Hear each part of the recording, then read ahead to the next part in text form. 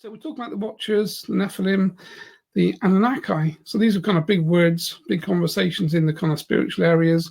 We've all heard people talk about these things, and obviously from a spiritual perspective, again, different versions of events, I guess.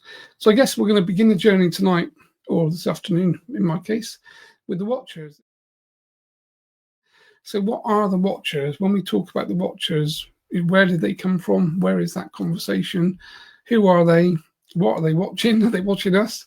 Are we watching them? Like, who's watching who, I guess, really. So I guess the Watchers are kind of defined, really, from a spiritual perspective to be that kind of celestial beings. I think they're described in the Book of Enoch, somewhere along the lines of, and again in sort of mysterious ancient text that kind of has been omitted, I think, from some versions of the Bible. So these beings were originally sent to watch over humanity. That seems to be the general gist of the research that I've done, really. And they're considered to be guardians or guides, maybe interdimensional kind of observers of planet Earth. But the different research kind of points us to the fact they kind of broke some divine laws set somewhere, descended to Earth. Basically, rather than watching what was happening here, they kind of engaged with human beings, and obviously primarily with women, and then of course created an offspring of themselves. And that offspring, I think, is kind of termed the Nephilim, basically. So these were kind of giant hybrids of the Watchers that we talk about, that kind of connected with us as human beings, kind of crossed those two species, if you like. And then we had these kind of giant hybrids that were kind of feared warriors, and they had a lot of symbolic and forbidden knowledge and kind of unchecked power. And the kind of understanding is they kind of run amok, really, on the planet for quite a long time. So this is going to be an interesting podcast to see if this podcast goes down inadvertently, or we have sound problems, or we have tech problems, because of course we are kind of treading on the feet of the Anunnaki, the Nephilim, and the Watchers in the way that we're talking about these things. And of course, Chen's going to give us his opinion a bit later on. So really, if we look at the Book of Enoch, there's kind of a suppressed narrative, I guess, there, really. And we kind of need to ask, why was the account of the Watchers kind of removed from the mainstream scripture? And if it was removed, why was it removed? What would be the reason that that kind of narrative was taken out? And also, what does it kind of reveal about the origins of these sort of angelic rebellion and kind of alien contact, I guess, if we kind of try and frame it that way. And then the Nephilim, as we know, again, there's a lot of information on the internet about the Nephilim. So they were the kind of hybrids that were created. So these were the children, effectively, of what we would call the Watchers, effectively. And these were, so the Watchers were having children with humans, and of course that hybrid race it was, and he's called the Nephilim. And we talk about stories of giants, basically huge big beings that walking about. If we think about David and Goliath in the Bible, that's that same story, that you've got kind of Goliath, you've got this big, huge, giant kind of being, effectively. David's this small human. And obviously we all kind of know about the story that David fought Goliath and used the catapult and that kind of stuff. And I guess as well, we kind of move on to the concept of sort of alleged technological gifts, really, that the Watchers kind of gave humanity. So again, we look at things like metalworking, sort of cosmetics, astronomy, and probably war too, really, and the implications of that on this kind of rapid leap in human knowledge and development. So again, there had to be some information that came from someone or a race of beings that kind of jump-started humanity in the way that we see things. So I think as we kind of traverse back, really, that sort of cradle of civilization goes back to kind of ancient Sumeria, and then the kind of conversation around the Anunnaki. We always end up going to that place, basically. So the general gist, I think, with the Anunnaki is that they were star beings that were described in kind of clay tablets, sort of over 6,000 years old, I think, or from thereabouts, that descended from the heavens, or possibly this 12th planet we talk about. So Nibiru, again, is banded around as this supposed 12th planet that's supposed to be in our solar system, that kind of swings in towards planet Earth every huge number of times in terms of years. But they were not really sort of symbolic gods, I guess, but kind of real ETs, real aliens with advanced technology. They understood genetics, astronomy, and probably energy manipulation. So again, lots of people in the spiritual arena have this understanding that basically the Anunnaki kind of arrived here from somewhere, probably in Hebrew, and they basically then kind of used their advanced methods of biology and genetics to kind of create this hybrid species of kind of beings that were clever enough to do the work, but strong enough, obviously, too. And that was the kind of creation of Homo erectus, really. So I guess from my perspective, really, it's kind of closing down my part of the conversation, whereby that's where I think things are. And we've got this kind of awakening happening.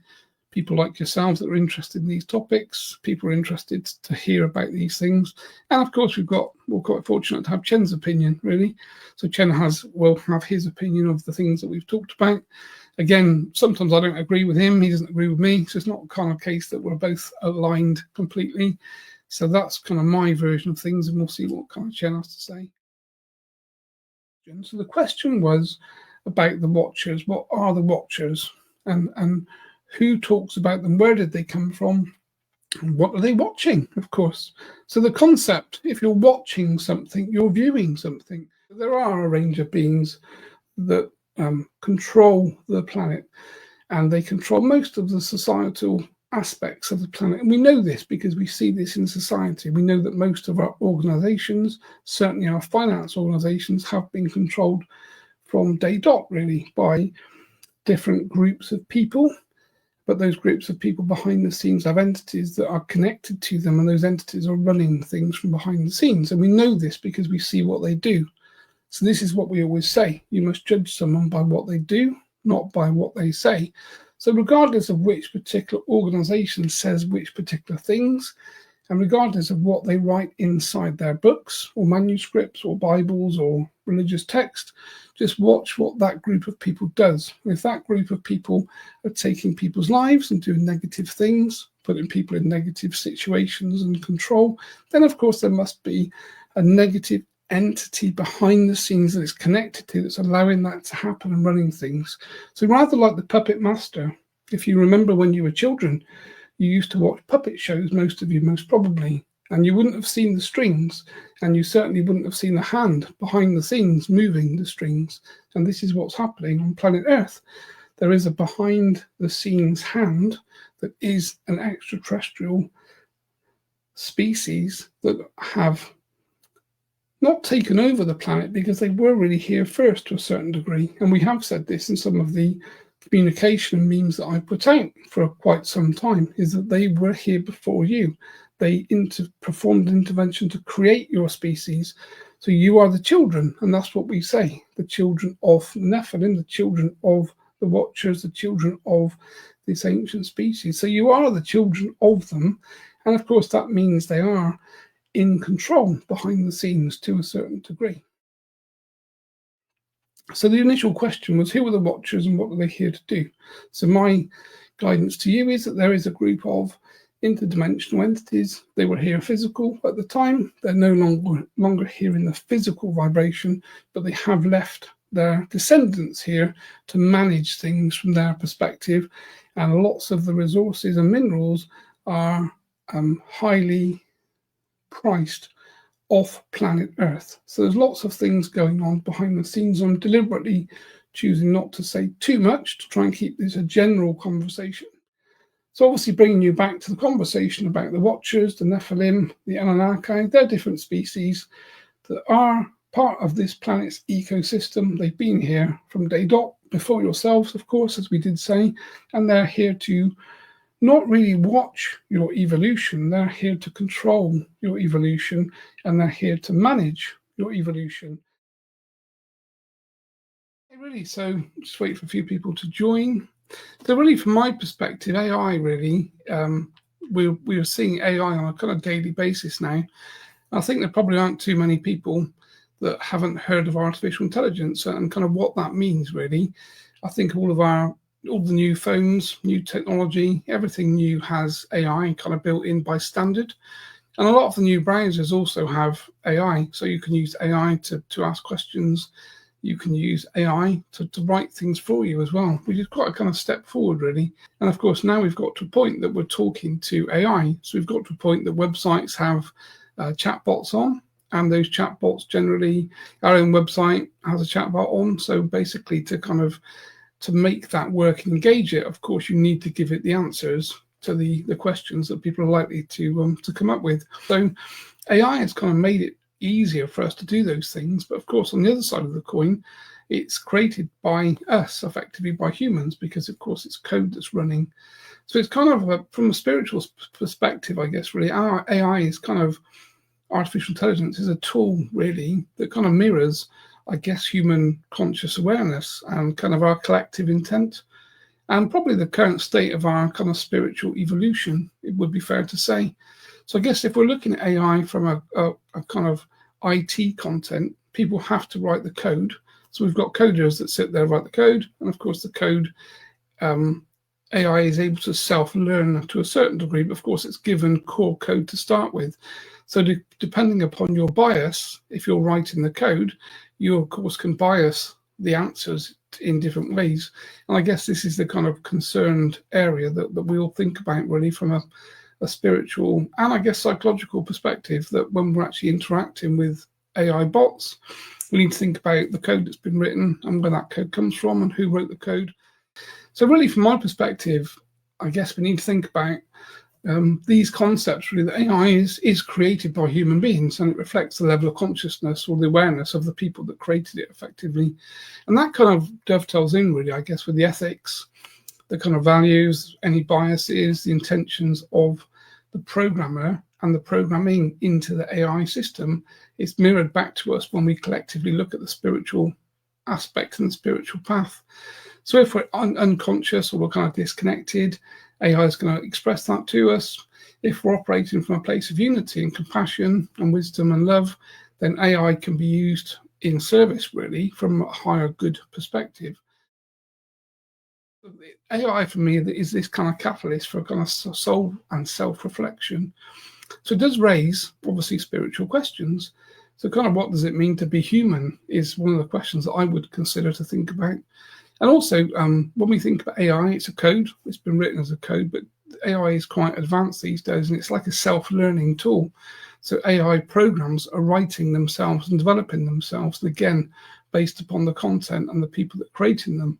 So we could ask the question, really, I guess, could a machine have awareness of a soul? Because obviously we know that we have a soul, we have a spiritual aspect to us, but an AI bot and code, can it do that? And can it get to that point, really, in its development? And then we can talk about conscious awareness, really. Consciousness, can it be replicated? So our consciousness, we know we have a subconscious part of us that we know is turned on and active when we go to sleep. It keeps us breathing. We go into dream states and we do all sorts of things when we're dreaming. And then when we wake up, our conscious mind clicks in, the subconscious clicks off or goes into the background. And we then start to think about our day, the things that we've got planned, the things that we're doing. But of course, the memories of the dreams that we've had disappear really quickly as that conscious awareness takes over from the self-conscious or subconscious that's been engaged whilst we've been sleeping. So it's quite an interesting aspect from that perspective, really. So spiritually awakened people are going to be calling to infuse AI development with higher ethics and higher wisdom, kind of creating systems that support healing, education, peace and balance. And that, I think, is where my perspective comes into the AI conversation, really, is any tool that we can use that kind of augments the way that we teach, the way that we work, the way that we connect to each other is obviously a good thing, but there's obviously a negative side that we have to be kind of aware of and talk about too, really. So AI is a kind of powerful mirror, I think, and tool. It kind of reflects the state of humanity's consciousness. It holds a lot of promise, really, to assisting our evolution, I think, as kind of individuals, but only if it's kind of guided by spirit, and from my perspective, really spirit-led intention with kind of ethical awareness and kind of a heart-centered wisdom would be good. So that's kind of my take on where we are with AI. I'm just going to read. So this week I said to young Andrew, I would like to talk about artificial intelligence, AI, as you all know it, because of course, from my perspective, being a spiritual energy, there are different types of AI. You're all using what you term now as your programmatic artificial intelligence. As Andrew says, you're querying programs, and those programs are presented in different ways. So they could be bots on websites, They could be other ways for you to engage in an AI program. And we must remember that AI is a program. It's been written by humans generally, even though some of the AI tools may now be writing their own code behind the scenes. Ultimately, AI, in the way that you use it from a computer perspective, is code that's been written by developers in different places in the world. And of course, those different companies and those different people have different agendas. And as we know, the same as with everything in human life, everyone that makes or provides a service has an agenda. So if you produce a particular thing, a tool, something that you can use, there's an agenda behind it, because of course someone must have sat down and decided what they were going to produce and make, how they would make it, why they would make it, and what it would be used for, who would consume the product, what the consumer would look like, what the audience would look like. So there's many questions that go into producing and making everything. So AI is the same. It's been written by people generally, to start with, certainly. And of course, there are always agendas behind those sorts of things. And to start with, of course, we're looking at text-based AI, but then we have visual AI. So we know now that we can go to different AI programs and they can produce imagery and they can build imagery. We have to be quite careful that we have this AI and robotic aspect of a side version of human conscious awareness that's coming forward to meet us. So many of you that are spiritual are still connecting in this way. You're still connecting to spirit guides using your intuition, and you're able to take information that's intuitive led spiritually. But of course, the vast majority of populations across the world are not able to do those things. So they're being fed information, provided information by the collective system effectively. And of course, the collective system is programmed and has an agenda in different ways. And obviously, as we know, that most collective systems that have been inhabited on planet Earth have an agenda. So you have to think about where that agenda comes from, where it's going. And this is why the AI conversation is so interesting, really, from our perspective, because, of course, AI has started off to be quite positive. You can integrate it into your lives in quite a positive way. You can communicate with it in quite a positive way. But of course, there is a more negative aspect that we need to keep an eye on as things start to move forward, and we make sure that AI doesn't take humanity down a very negative controlled road. Two different people will have two different opinions. One person would think that AI is a really positive thing and can be used to push humanity forward in a positive way. Another person would see it as a negative thing and would suggest that it's taking humanity backward, back into a prison cell. And of course, both of those narratives are correct for different people. So we're not here to give you the rights or the wrongs. We're here to float the conversation. Let's start having a conversation about AI, because it's the most prominent conversation on the planet today. It's something that we're concerned around, certainly, and we want you to start thinking about.